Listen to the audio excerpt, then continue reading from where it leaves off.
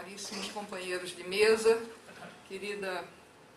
caríssimos companheiros de mesa, querida Melinha, querida Ângela, em nome de quem eu saúdo as famílias Teles e a família Merlino e todos os companheiros aqui presentes, querida deputada Erundina, querido deputado Adriano Diogo, que tem uma visão tão generosa e tão estimulante para mim a respeito de quem eu sou e do que eu faço, caríssimo companheiro advogado, eu fiz umas anotações escritas aqui para ler sobre essa sessão e sobre a própria figura do comandante Ustra, do coronel Ustra.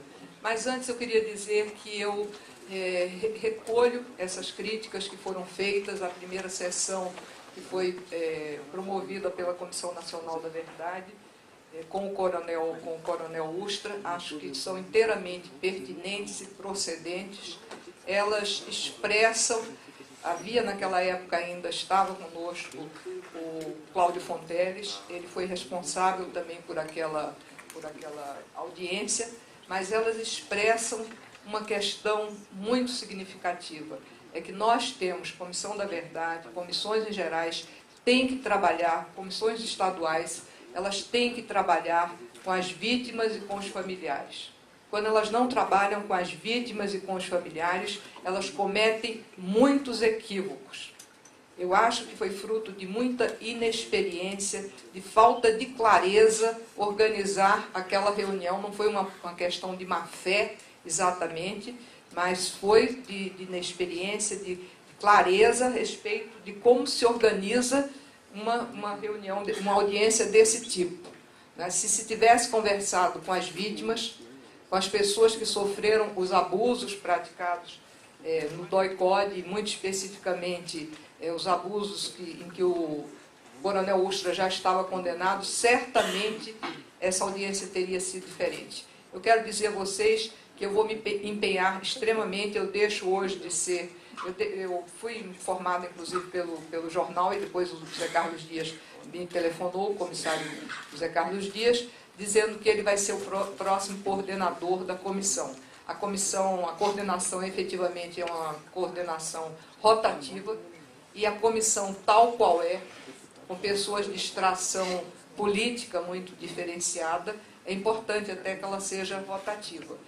Então, de qualquer forma, meu mandato de 3 meses está terminando, e o próximo coordenador, pelo que eu fiquei sabendo, vai ser o comissionado José Carlos Dias. Então, eu vou ter que submeter, mas vou submeter com todo empenho. Acho que não há nenhuma dúvida de que nós podemos fazer uma outra audiência pública com o Ustra, a partir agora já desses dados organizados com uma perspectiva completamente diferente, e vai ser importante porque o Brasil vai poder tomar, já houve uma audiência que teve, de qualquer modo, teve alguma repercussão, e que pode ter uma repercussão triplicada agora, se organizada de outra maneira.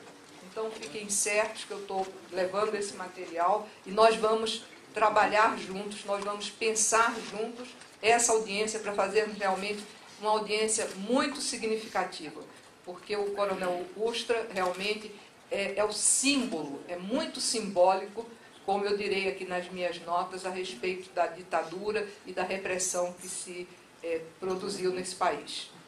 Então, eu queria dizer o seguinte: 4 décadas depois de se tornarem vítimas de graves violações de direitos humanos,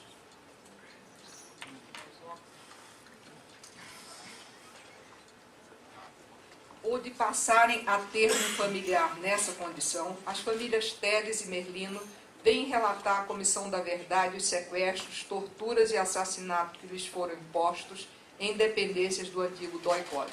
Entrega-nos hoje, sobretudo, documentação processual comprobatória desses fatos e sentenças que responsabilizam pelos mesmos o coronel do Exército, Carlos Alberto Brilhante Ustra. A respeito do famigerado comandante de Ustra, não é possível dizer precisamente quando abandonou os princípios básicos da moralidade humana e passou a se comportar como um agente robotizado dos objetivos e práticas da doutrina de segurança nacional. Alinhava-se essa doutrina a posturas assumidas pelo Império Norte-Americano durante a Guerra Fria, fundamentando-se em estratégias designadas como contra-revolucionárias ou contra-insurgentes. Nos anos 60, o comandante Ustra incorporou os ideais da guerra contra-revolucionária, assumindo o discurso conspiratório norte-americano que acusava o comunismo soviético e depois o cubano, que a rigor não foi comunismo, de ser responsável por um programa de destruição de significativas conquistas sociais, a civilização cristã, a democracia ocidental, o exercício das liberdades construídas no âmbito do Estado de Direito, os valores familiares tradicionais. Ampliando o conceito de comunismo, Ustra hipostasiou na figura do inimigo interno, ou seja, o que se aliou a ideologias exógenas e subversivas, o alvo do combate a ser travado. Ustra identificará, então, o inimigo interno nos integrantes das organizações armadas de esquerda, nos membros de grupos desarmados de oposição, nos setores progressistas da Igreja, nos órgãos de classe, nos trabalhadores, nos estudantes, nos suspeitos e nos que podiam ser considerados suspeitos.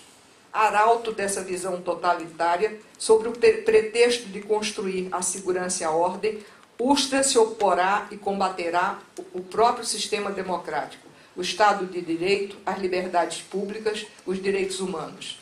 Na implementação de sua guerra interna, tornar-se-á o grande líder e o grande símbolo do terror de Estado praticado no Brasil. Consagrar-se-á, por fim, o maestro da desfiguração e da destruição humana processada no DOI-CODE e onde esse comando estendeu os seus tentáculos. Quase 50 anos depois de ter sido imposta a ditadura, com que ele se confunde, em maio de 2013, depondo na Comissão da Verdade, em carta-discurso feita para seus pares, Ustra defende anacronicamente os ideais da Guerra Fria. Insisto, Ustra, macabro herói tropical da malsinada Guerra Fria, continua em 2013 a defendê-la. Afirma então, sim, nós atuamos para preservar a democracia e contra o comunismo. Cumpri a minha missão. Não é o coronel Carlos Alberto Brilhante Ustra que se encontra aqui, é o Exército Brasileiro. É o Exército que recebeu a ordem de combater o terrorista. E ainda, exercitando a retórica da falsificação dos fatos, própria do terror do Estado, afirma: agi com a consciência tranquila, nunca ocultei cadáver, não cometi assassinato, tortura e sequestro. Nenhuma tortura foi cometida dentro das instalações do órgão de repressão do governo militar. Hoje, entretanto, as famílias Teles e Merlino oferecem à Comissão Nacional da Verdade e à sociedade brasileira as provas de que Ustra sequestrou, torturou e assassinou como mandante e em forma direta. Quem o diz e o condena é o Poder Judiciário brasileiro. Muito bem. Obrigado.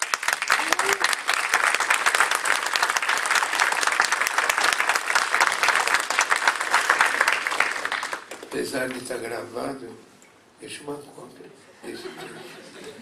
Para nós, para nós. Você viu, nosso assessor de imprensa digita e já vai para vocês.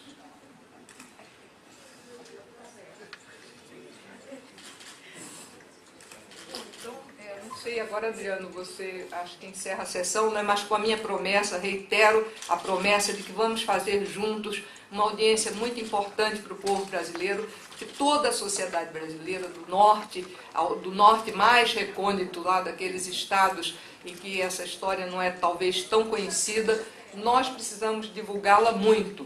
E essa audiência tem que ser muito bem preparada e relevando muito essa circunstância de ele ser condenado pelo Poder Judiciário brasileiro.